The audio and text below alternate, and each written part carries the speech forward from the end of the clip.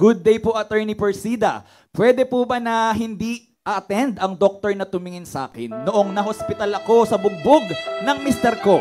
Gaano po ba katagal ang kaso ng vowsy at ilang years ang sintensya niya pag nakulong? Depende po sa na-violate o sa charge.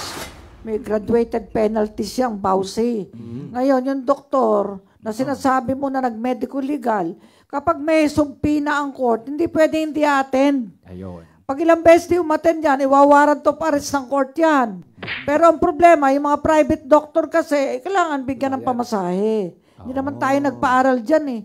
O, di ba? Kaya lang, kung mahirap, punta kayo sa PAW para hindi na kayo charge si doktor. Alam na, pag nasa PAW kayo, mahirap kayo. Baka naman po yung PAW lawyer, pautangin kayo ng pambaya doon sa ano. Pwede. Doon sa doktor, sa kanyang pang-grab o pang-gasolina. Okay? I mean, entitled kaya ang mga witness dyan. Doon sa honorarium, pag mag-testify, yung pamasahe, yung damage. Pero alam mo naman, pag PAW case, talagang ang mga doktor libre. Libre rin at walang bayad. Okay?